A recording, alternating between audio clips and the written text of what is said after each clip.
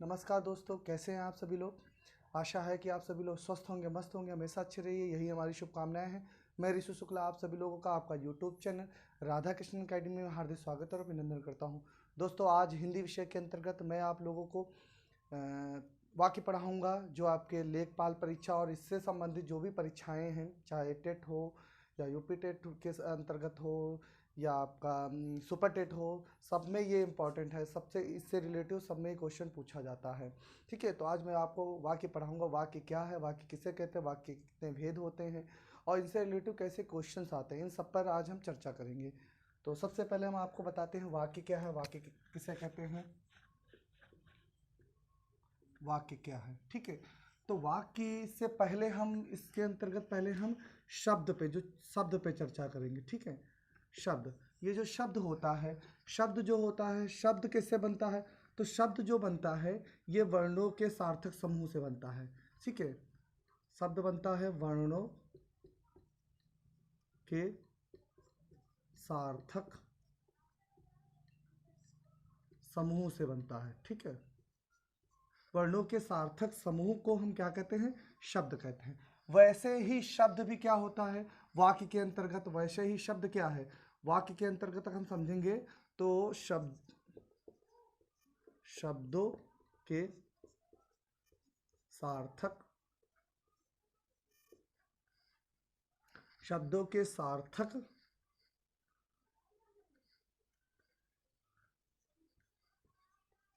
समूह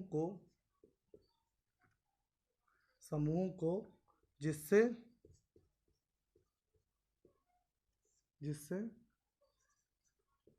अपेक्षित अर्थ प्रकट हो उसे वाक्य कहते हैं। वाक्य कहते हैं।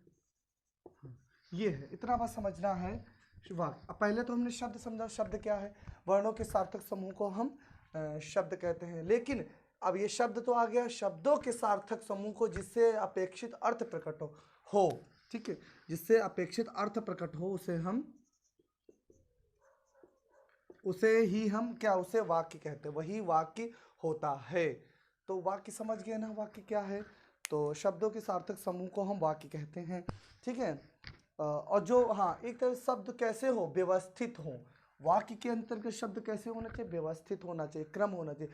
जैसे वर्णों के सार्थक समूह या वर्णों के सार्थक क्रम को भी कह सकते हो, सार्थक क्रम को जो क्रम से लिखे हों उसे हम वाक्य कहते हैं। अब जैसे हमको कमल लिखना है तो शब्द करने के लिए ये हो गया, का है, माँ है, ला है, तीनों को जोड़ दिया, हो गया कमल हो गया।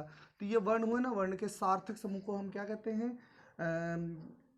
शब्द कहते हैं। अगर यहीं पे हम कह दें, अब यहाँ पे इसे ला इधर लिख दे, है ना, माँ लिख दिया और फिर इसके बाद हम का कर दे, तो क्या है, सार्थक है, सार्थक नहीं है। लामक ये कोई सार्थक होता शब्द, इसलिए ये गलत है। तो सार्थक समूह को ही हम क्या कहते हैं, शब्द कहते। वैसे ही वाक्य में है, कहते वाक्य जैसे सिंपल से है, ऐसे हमने लिख दिया, वह प्रतिदिन विद्यालय जाता है, विद्यालय जाता है।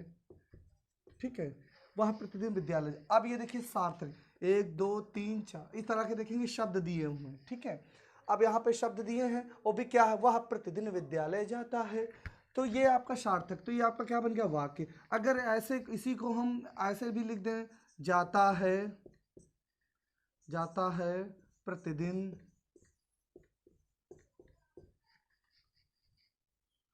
लिख देते हैं, जाता वह प्रतिदिन विद्यालय है। तो क्या ये बताओ सार्थक है, ये सार्थक है, बिल्कुल नहीं, अर्थात ये गलत है। तो सार्थक नहीं। तो शब्द कैसे होना चाहिए, सार्थक होना चाहिए, जिसका अपेक्षित कोई अर्थ। अब इससे पहले का है, वह प्रतिदिन विद्यालय जाता, अर्थ निकल रहा, मतलब वह कोई व्यक्ति है, अनिश्चयवाचक है, जिसके बारे में बताया जा रहा है, वो क्या डेली अर्थात प्रतिदिन वो विद्यालय जाता है।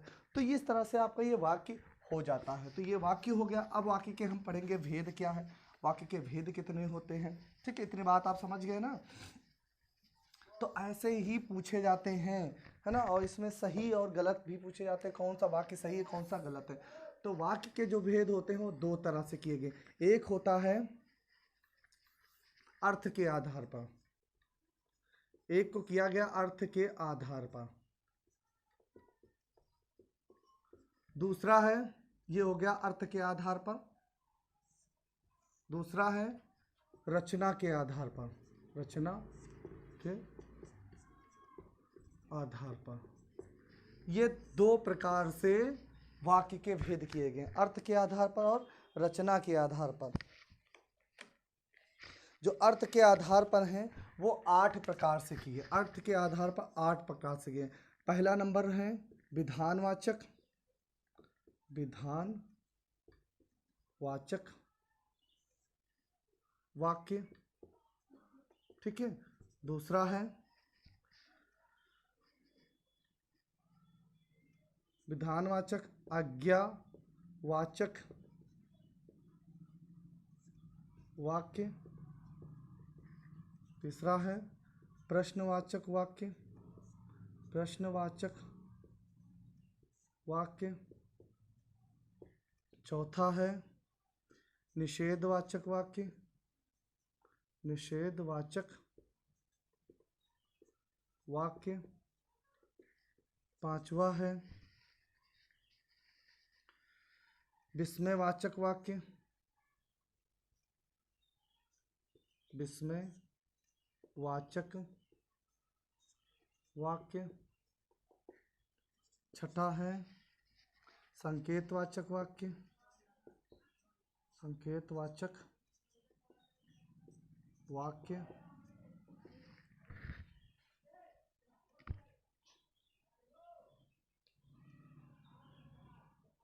ठीक है।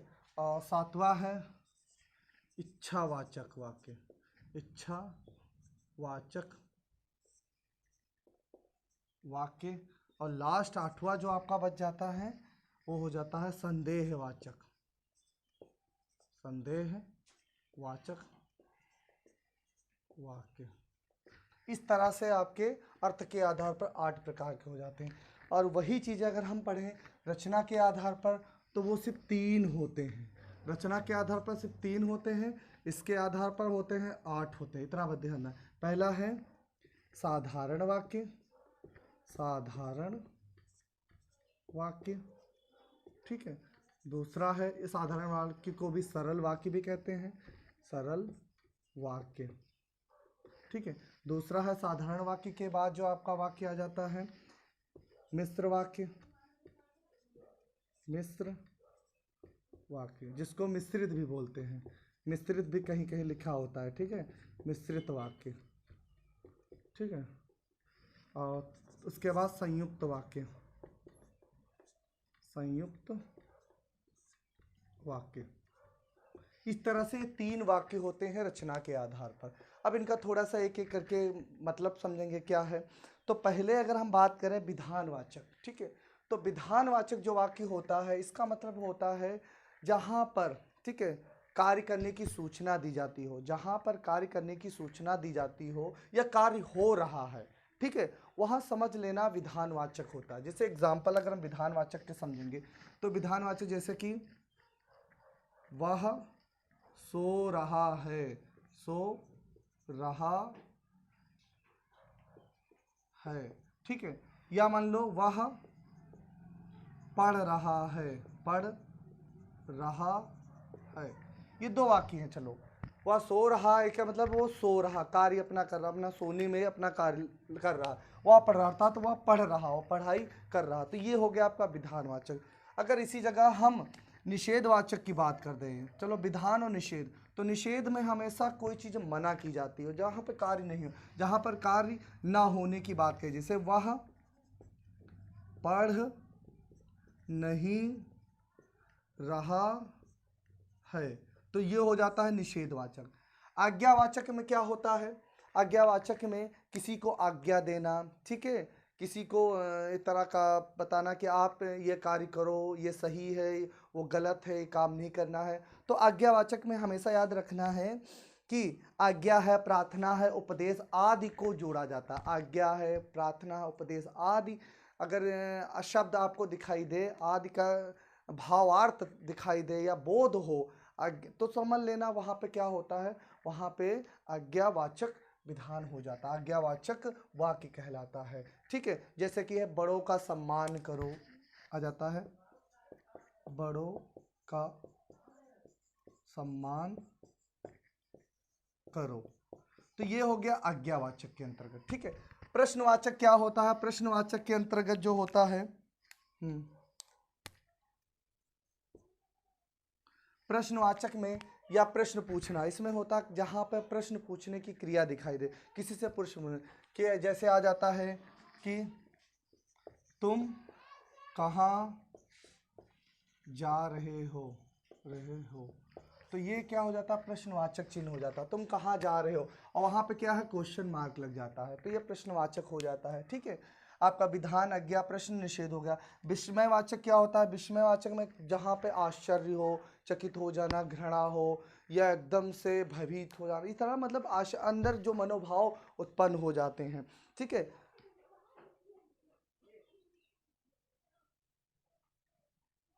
और जहां पे आश्चर्य, घृणा, क्रोध इत्यादि का बोध हो, तो वहां पे समझ लीजिए क्या हो जाता है, आपका विस्मयवाचक वाक्य हो जाता है।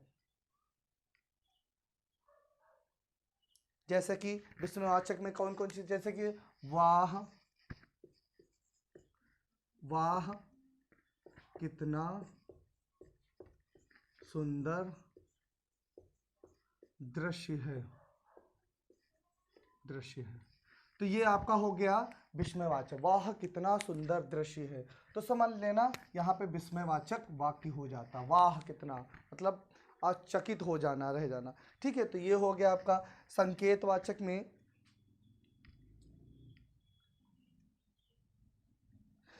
संकेतवाचक बस सिंपल सा है, समझ लीजिए, संकेतवाचक जिन वाक्यों में या शर्त या संकेत का बोध हो, तो वहां पे संकेतवाचक होता है। जैसे यदि, और इसमें क्या है, पहला जो वाक्य होता है दूसरे वाक्य पे डिपेंड होता है, ये भी इसमें संकेतवाचक। जैसे यदि परिश्रम करोगे तो सफलता अवश्य मिलेगी, तो ऐसा हो जाए, यदि परिश्रम करोगे तो सफलता अवश्य मिलेगी, यदि परिश्रम करोगे तो सफलता अवश्य मिलेगी, अवश्य मिलेगी। तो ये क्या है, आपका संकेतवाचक के अंतर्गत है, यदि परिश्रम करोगे तो सफलता अवश्य मिलेगी। अब हम बात करते हैं इच्छावाचक क्या होता है। इच्छावाचक जो वाक्य होता है जहां पर आशीर्वादात्मक हो, जहां पर आशीर्वाद देने की भावना उत्पन्न हो। ठीक है, जहां पर शुभकामना देने की भावना उत्पन्न हो या बोध हो, तो वहां पे इच्छावाचक होता है। जैसे कि आ जाता है,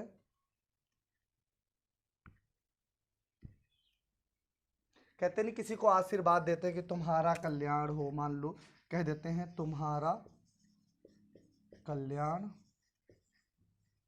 कल्याण हो, तो इस तरह से हो जाता है ये इच्छावाचक। संदेहवाचक होता है जहां पर कोई बात या मान चलो निर्धारित न की जाए, संदेहवाचक हो, ये मान लो जहां पर कोई कार्य हो रहा होगा या नहीं होगा, इस तरह का समझ लो संदेह उत्पन्न हो।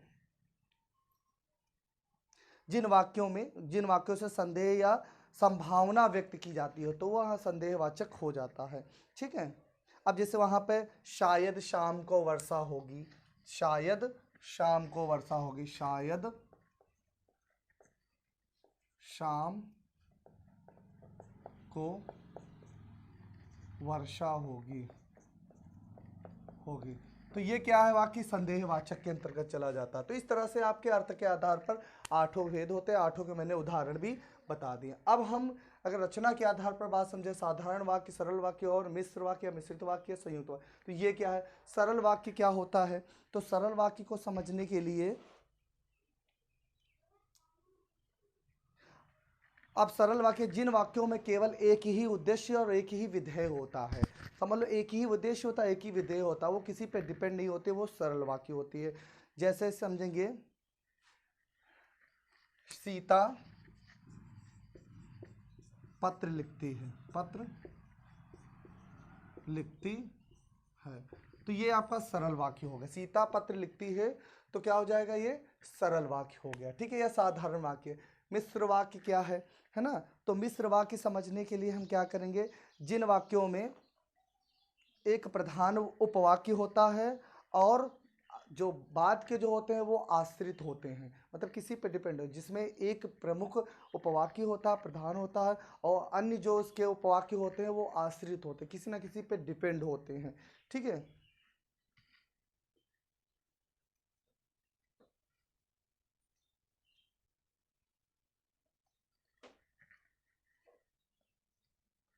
तो जैसे कि मिश्र वाक्य में अगर हम पढ़ेंगे, मैं जानता हूं, मैं जानता हूं कि तुम्हारे अच्छे अच्छे नंबर नहीं बनते हैं। तो देखेंगे, मैं जानता हूं एक वाक्य हो गया। ठीक है, कि चिन्ह है, हमेशा दो वाक्यों को जोड़ा, इसमें कुछ शब्द भी होते हैं, आपको ध्यान देना है कि तुम्हारे अच्छे नंबर नहीं बनते, मतलब तुम अच्छे नंबर नहीं लाते हो, एक टीचर अपने शिष्य से कह रहा है। तो ये आपका मिश्र वाक्य है। एक वाक्य इसमें देखिए कई एक क्या है आपका, प्रधान है मैं जानता हूं, बाकी और आश्रित हैं दूसरे पे।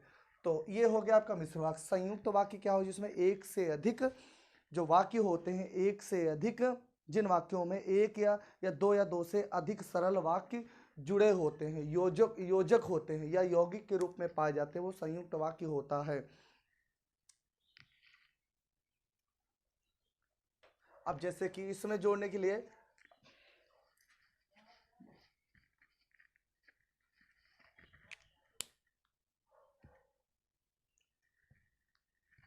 अब जैसे वह सुबह गया और शाम को वापस लौट आया, तो देखो ये हो गया, वह सुबह गया और शाम को वापस लौट आया, शाम को वो वापस लौट आया। तो ये आपका हो गया। देखिए यहाँ पे और है, और क्या, दो, वह सुबह गया, तो पहले वाक्य को दूसरे वाक्य से जोड़ रहा है, शाम को वापस लौट, मतलब उसी को दूसरे वाक्य से जोड़ रहा। तो ये हो गया आपका संयुक्त अर्थ। इस प्रकार से आपका वाक्य जो था वो आपका कंप्लीट हो गया है। तो इस तरह इसमें जो अगर प्रश्न पूछे जाते हैं, पूछ लिया गया है सीता पत्र लिखती है, इसमें कौन सा वाक्य है, तो आप समझ सकते हो इसमें एक ही उद्देश्य, ही विदेश साधारण, या आप पूछ सकते हो इस तरह के, मैं जानता हूँ कि तुम्हारे अच्छे मार्क्स नहीं आते या नंबर नहीं आते, तो इसमें कौन सा वाक्य है, तो मिश्रित वाक्य है या मिश्र वाक्य कह सकते हैं। इस तरह इसमें भी पूछ सकता है, वह पढ़ नहीं रहा, वह जा नहीं रहा, तो कौन सा वाक्य है, निषेधवाचक वाक्य के अंतर्गत आ जाता है। ठीक है, या पूछा बड़ों का सम्मान करो, गुरुओं को प्रणाम करो, तो इस तरह के वाक्य आ जाते हैं। तो समझ जाना है जहाँ पर या कि आज्ञा देने वाचक, तो ये आज्ञा या आज्ञा वाचक के अंतर्गत आ जाता है। यदि परिश्रम करोगे तो सफलता अवश्य मिलेगी, तो ये इस किस में चला जाता है, एक तरह का संकेत देना, तो ये हो जाता है आपका संकेत वाचक वाक्य के अंतर्गत आ जाता है। अब इच्छावाचक जो है, कहते हैं तुम्हारा कल्याण हो, तुम अच्छे नंबर लेकर के आओ, तो जहाँ पर आशीर्वादात्मक की बात की बोध हो, जहाँ पर किसी को ये समझ लो उपदेश देना, आशीर्वाद देना आदि शब्दों का बोध हो, आज शब्दों के माध्यम से हमें बोध कराया जाए, तो वहाँ समझ लेना इच्छावाचक वाक्य हो जाता है। तो इस तरह से आपका इच्छावाचक हो गया। विस्मयवाचक जैसे कि आश्चर्यचकित हो जाना, घृणा, क्रोध, शोक इत्यादि, जहाँ पे शब्द को आपको दिखाई दे, अचानक वाह कितना सुंदर मौसम है ना, तो अरे ये क्या हुआ, वाह आप बहुत अच्छे लग रहे हैं। तो इस तरह से अगर वाक्य जहाँ पे आ जाए, वाह हो, अरे हो इत्यादि, सब क्या विस्मयवाचक होते हैं, तो ये विस्मयवाचक वाक्य के अंतर्गत आ जाता है। तो इस तरह से आपका वाक्य हुआ, वाक्य कंप्लीट हुआ। अगले टॉपिक के साथ फिर मिलेंगे दोस्तों, आज यहीं पे। बहुत बहुत धन्यवाद, नमस्कार।